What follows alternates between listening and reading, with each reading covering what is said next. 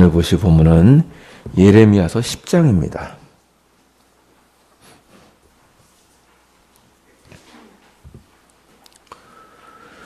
예레미야서 10장 17절부터 25절까지입니다. 구약성경, 제가 가진 성경으로 1067면입니다. 예레미야서 10장 17절부터 25절입니다.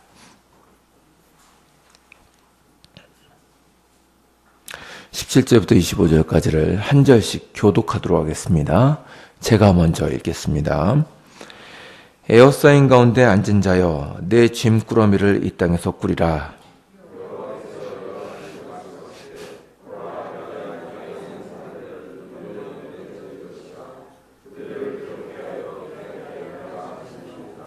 슬프다 내 상처여, 내가 중상을 당하였도다. 그러나 내가 말하노라. 이는 참으로 고난이라. 내가 참아야 하리로다.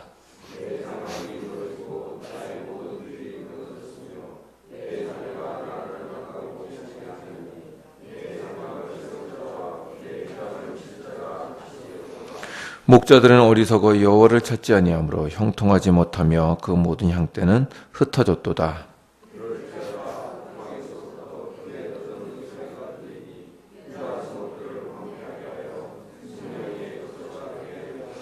여호와여, 내가 알거니와 사람의 길이 자신에게 있지 아니하니 걸음을 지도함이 걷는 자에게 있지 아니하니이다.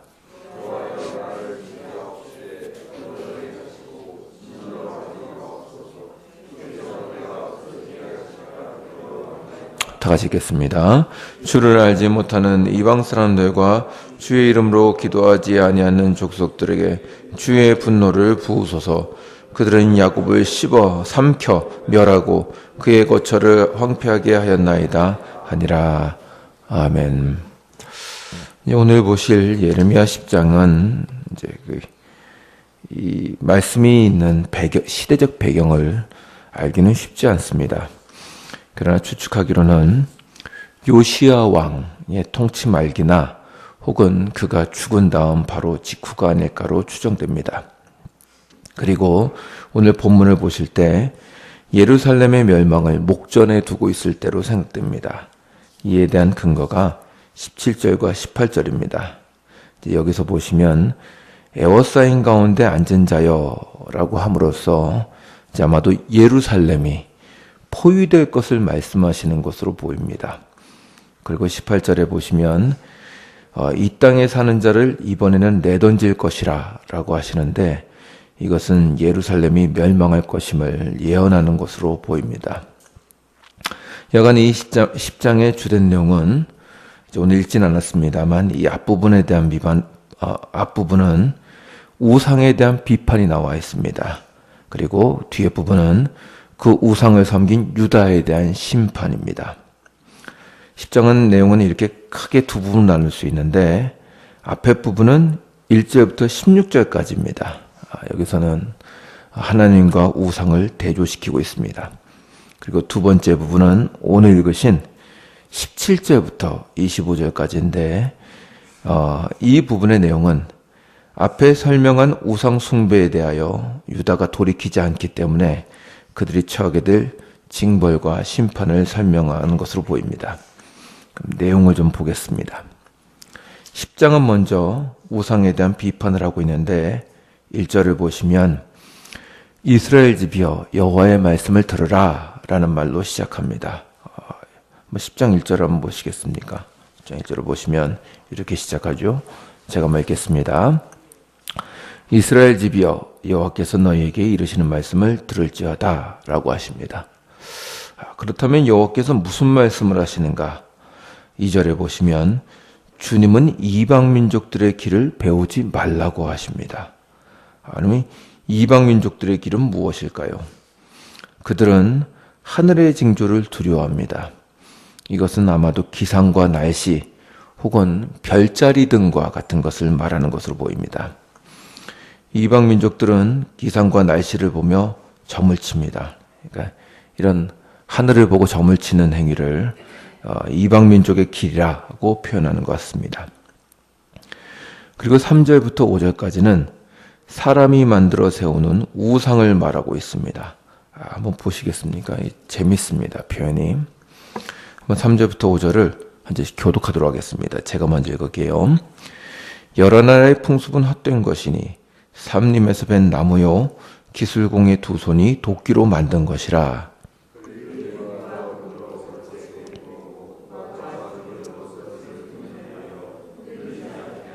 다 같이 읽겠습니다. 그것이 둥근 기둥 같아서 말도 못하며 걸어다니지도 못하므로 사람이 메어야 하느니라.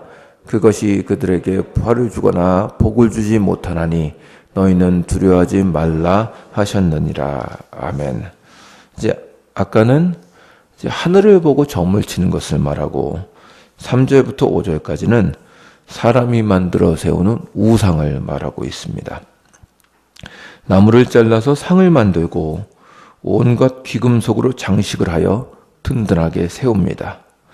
본문을 보면 이 우상에 대한 조롱이 있는데 4절을 보시면 사람이 우상을 흔들리지 않게 든든히 세워야 할 뿐만 아니라 그것이 말도 못하고 걸어다니지도 못하기 때문에 사람이 메고 다녀야 한다고 말하고 있습니다.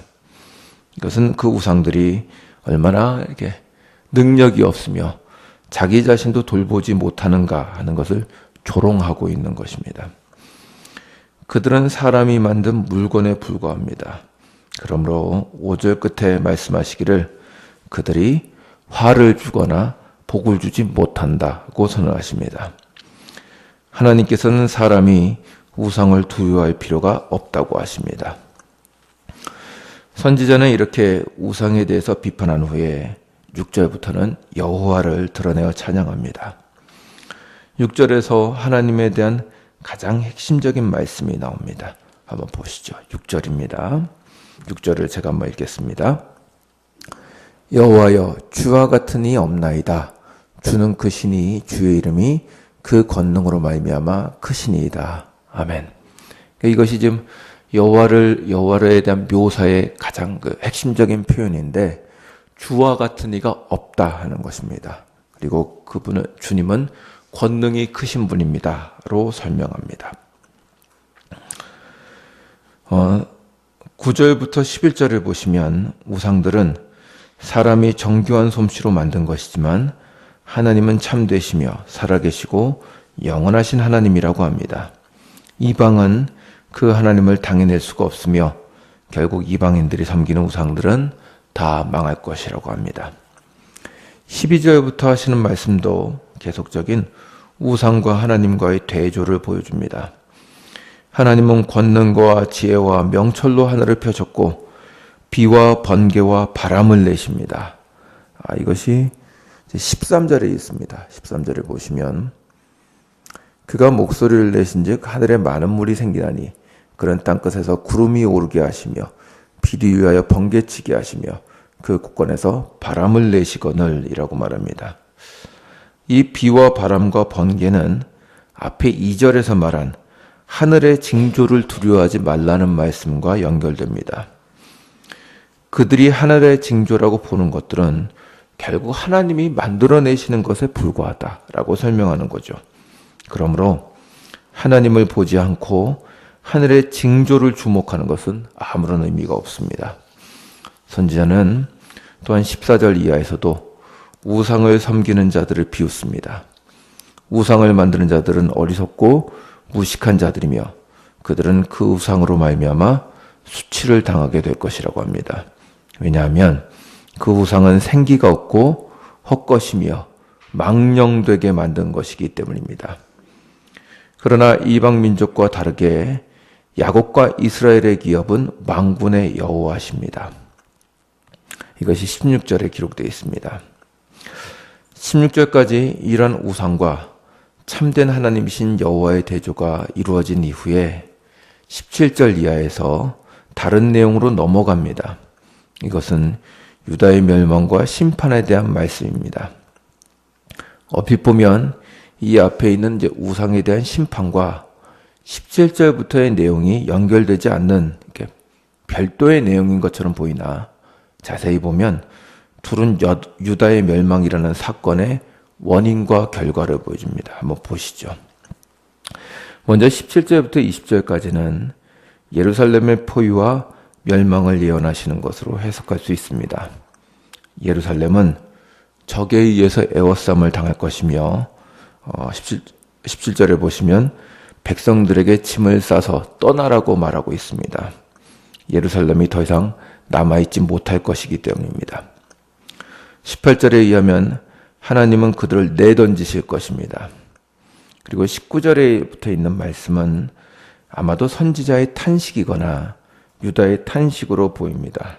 이제 19절에 이렇게 보시면 제가 한번 읽겠습니다. 슬프다 내 상처여 내가 중상을 당하였도다. 그러나 내가 말하노라 이는 참으로 고난이라 내가 참아야 하리로다. 그러니까 이제 지금 이게 누가 말하는가 할 때 아마 선지자가 유다를 대표하여 그러니까 멸망받을 유다를 대표하여 지금 고백하는 것으로 보입니다. 유다는 중상을 당하였습니다. 장막이 무너지고 자녀가 떠나갔다고 말합니다. 상황이 얼마나 참담한지 다시 예루살렘의 장막을 칠 자가 없습니다. 다시 말하면 예루살렘을 재건할 자가 없다는 것입니다. 여기서 선지자는 유다가 왜 이러한 징벌을 당해야 하는지를 설명합니다. 그것이 21절의 말씀입니다. 21절의 말씀을 다 같이 한번 읽겠습니다. 시작. 목자들은 어리석어 여호와를 찾지 아니하므로 형통하지 못하며 그 모든 양떼는 흩어졌도다. 아멘. 목자들이 어리석어 여호와를 찾지 않았기 때문입니다. 여기서 목자들은 왕과 장로들, 종교 지도자들 같은 유다의 인도자들을 말합니다. 그러므로 백성들이 흩어질 것이고 북방에서부터 민족들이 와서 유다를 황폐화시킬 것을 말씀하고 계십니다. 그래서 22절에 보면 북방에서부터 크게 떠드는 소리가 들리니 라고 되어 있는데 이것은 이제 북방 민족들이 쳐들어오게 될 것이라 이제 바벨론을 말하는 거겠죠. 그것에 대해서 설명하는 것입니다. 그리고 23절부터는 이렇게 하나님을 떠난 백성들을 위한 선지자의 기도로 보입니다. 그러나 이것은 단순히 선지자의 기도일 뿐만 아니라 백성들을 대표하는 기도입니다. 여기서 선지자는 주님의 징계가 결정되어 있지만 그 백성들을 향한 긍휼을 잊지 말아달라고 간절히 구하고 있습니다. 그들은 하나님 앞에 어떤 것을 구할 만한 위치가 되지 못합니다. 그들은 여호와를 찾지 않았습니다. 그러므로 징벌을 받아 마땅합니다. 그러나 선지자는 오히려 자신들이 아니라 자신들을 치고 무너뜨린 이방 민족들에게 분노를 쏟아달라고 요청하고 있습니다. 그들이 하나님의 백성들을 멸하고 그들이 사는 거처를 황폐하게 했기 때문입니다. 이상이 이제 10장의 내용입니다. 이방 민족들이 섬기는 우상의 허망함과 하나님의 참되심, 그리고 하나님을 떠났기 때문에 심판을 목전에 두고 있는 유다의 형편에 대해서 기록해 놓고 있습니다. 이제 쭉 보시면 아시겠지만 이 본문에서 강조되는 것은 우상의 허망함입니다. 이방 민족들이 섬기고 있는 우상은 아무것도 아닙니다. 그리고 오직 하나님만 영원하시며 권능이 있으십니다. 그리고 이 하나님이 유다의 하나님이시며 기업이심에도 불구하고 유다는 멸망을 예언받습니다. 왜 그런가? 아까 읽은 말씀대로 21절의 말씀대로 유다가 어리석어서 여호와를 구하지 않았기 때문이라고 합니다. 이런 면에서 유다의 멸망은 당연합니다. 하나님을 떠난 자들이 생명을 얻을 수 없기 때문입니다. 마치 아담이 하나님을 떠나기로 한 때부터 죽음이 찾아온 것과 같습니다. 이것은 우리로 하여금 성도에게 가장 중요한 것이 무엇인지를 알게 해줍니다. 그것은 여호와를 떠나지 않는 것입니다. 참된 권능과 구원은 하나님께만 있습니다. 이런 면에서 유다의 멸망은 피할 수 없는 것이며 당연한 결과입니다. 그런데 이 본문을 보시면 이러한 선지자의 심판에 대한 선고는 절망으로 끝나고 있지 않습니다. 이것은 멸망을 주시는 여호와의 말씀과 멸망을 받게 될 유다의 말 속에서 다 나타납니다. 16절을 다시 한번 보시죠. 보시면 16절에서 여호와께서는 이렇게 말씀하십니다.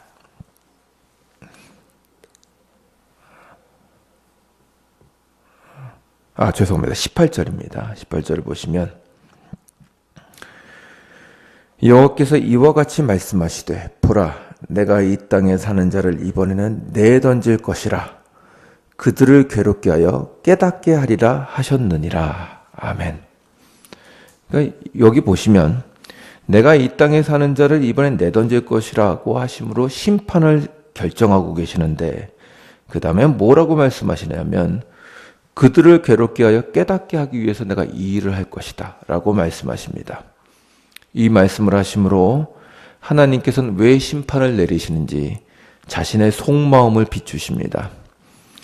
여호와께서 유다를 징벌하시지만 그들을 멸망시키시기 위한 것이 아닙니다. 하나님은 그들이 하나님을 떠나서 우상에게 갈 때 어떤 부패와 부족함 속에 있는지를 알게 하고자 하십니다. 마치 집 나가는 작은 아들을 잡지 않은 아버지와 같습니다. 왜 아버지가 안 잡았을까? 사랑은 잡아서 되는 문제가 아닙니다. 스스로 깨달을 때 우러나오는 것이 사랑입니다. 그러므로 아버지는 눈물을 머금고 자식의 방황을 허락합니다. 여호와께서는 이 일을 하십니다. 그리하여 그들로 하여금 하나님을 깨닫게 하고자 하십니다. 이것이 주께서 유다에게 징벌을 내리시는 이유입니다. 마치 주님은 이 구절을 통하여 징계를 받을 유다 백성들을 응원하시는 것으로 보입니다. 징벌을 잘 감당하라고 하시는 것이죠. 그리고 이러한 고난에 대해서 선지자도 이 비슷한 말로 자신을 낮춥니다. 그것이 19절에 있는 말씀입니다. 19절에 보시면 이렇게 되어 있습니다. 슬프다 내 상처여 내가 중상을 당하였도다. 그러나 내가 말하노라 이는 참으로 고난이라 내가 참아야 하리로다. 아멘. 이는 참으로 고된 일이다. 그러나 내가 견뎌야 할 것이다 라고 다짐합니다. 선지자는 이 하나님의 심판이 사랑에서부터 나왔다는 것을 알고 있습니다. 그러므로 이 고난을 통하여 하나님이 이루시고자 하는 일까지 가려고 합니다. 그는 인내하고자 합니다. 그뿐 아닙니다. 선지자는 23절 이하의 내용에서 하나님께서 자신들을 완전히 멸망시키지 않으실 것이란 것을 잘 알고 있습니다. 주는 다시 유다를 회복시키실 것이며 오히려 주의 백성들을 쳤던 이방 민족들에게 분노를 쏟으실 것이라고 합니다. 예레미야는 이 목전에 둔 극심한 재앙과 심판을 유다 백성들이 잘 감당하기를 바라고 있습니다. 이 재앙이 유다를 유익케 하는 수단이 될 것이기 때문입니다. 이런 유다의 고난에 대한 선지자의 해석은 우리에게도 좋은 관점을 줍니다. 우리가 당하는 모든 일들은 하나님의 사랑으로부터 나오는 것입니다. 비록 그것이 책망과 무거운 징벌이라고 할지라도 그것은 성도를 깨닫게 하려는 것입니다. 우리는 가끔 고난에 대해서 불평합니다. 꼭 이런 방법을 쓰셔야 하는가 하는 것이죠. 그러나 우리 모두는 우리 자신을 너무나 잘 알고 있습니다. 평안한 자에게는 고민이 없습니다. 우리가 보는 생애와 삶이 전부라면, 그리고 우리의 삶의 목적이 이 세상이 다라면 하나님은 우리를 데리고 씨름하지 않으실 것입니다. 사실 우상이 제시하는 것이 그것입니다. 우상이란 그 우상을 믿는 사람의 삶을 걱정 없고 평안하게 해주는 존재입니다. 여러분 생각해 보십시오. 사람들이 우상을 왜 찾아갑니까? 찾아가는 이유는 내 삶을 평안하게 해달라는 겁니다. 문제를 해결해주고 오는 문제를 막아 액땜하려고 하는 것이 우상을 찾아가는 이유죠. 그러니까 우상은 우리의 삶의 평안을 약속해 주는 것 외에 아무것도 아닌 것입니다. 우리가 죄와 점과 부족을 써서 고민과 문제를 없애주며 우리가 죄 속에 있을지라도 안심하게 해주는 것이 우상입니다. 여러분들이 만약 하나님을 그렇게 해주는 분으로 아신다면 그건 역시 하나님을 우상으로 대해드리는 것입니다. 하나님은 그렇게 하지 않으십니다. 우리에게 거기에 만족해 있으면 안 된다고 하시고 사랑하는 자녀가 세상과 죄악에서 안주하는 것을 보지 못하십니다. 그러므로 그를 책망하시며 징벌하십니다. 당연히 그 책망과 징벌은 하나님께서 더 크게 이루실 소망과 영광을 위한 것입니다. 그러므로 우리 역시 예레미야와 같은 마음을 가져야 합니다. 이는 참으로 고난이라 내가 참아야 하리라. 이것은 쉽지 않은 말씀입니다. 어저께도 이제 설교를 쓰면서 그런 생각이 들었습니다. 참 고난을 당하는 분들에게 이 말을 하는 것은 쉽지 않겠다는 생각이 들었습니다. 그러나 성경은 우리에게 보여줍니다. 주님은 우리가 이 세상에서 얻고 누리고 안주하는 것보다 더 큰 것을 주려고 하십니다. 그리고 우리가 기대하는 것보다 더 거룩하고 영광스러운 사람으로 우리를 만들려고 하십니다. 그러므로 우리를 끌고 가십니다. 여기 만족해 있으면 안 된다는 것입니다. 너는 이 수준으로 끝날 사람이 아니다. 난 영광을 너에게 담으려고 한다. 그러니 가자. 네 죄악을 극복하고 네 어려움을 극복하여 내가 가는 곳까지 넌 가야 된다. 이것이 성도에게 있는 고난과 어려움의 내용입니다. 이 징벌을 통하여 주님은 우리가 만족하여 사는 이 세상이 영원하지 않다는 것을 깨닫고 죄로부터 멀어지게 하고자 하십니다. 그리고 우리는 이 세상을 넘어서 영원한 소망을 가지며 세상이 이루고자 하는 것보다 더 신령한 목적이 있다는 것을 보이려고 하십니다. 그러므로 혹 고난을 당하고 계시는 분이 있다면 하나님의 마음을 잘 알아서 복된 열매를 얻으시기를 권합니다. 하나님은 우리를 위해서 일하십니다.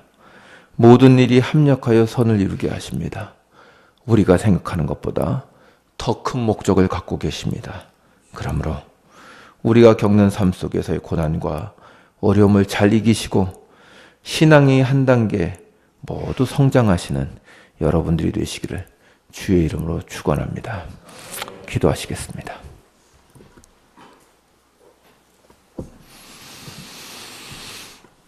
주님, 저희가 이 아침에도 주 앞에 나온 것은 주께 간구할 것이 있으며 마음에 염려할 것이 있기 때문입니다.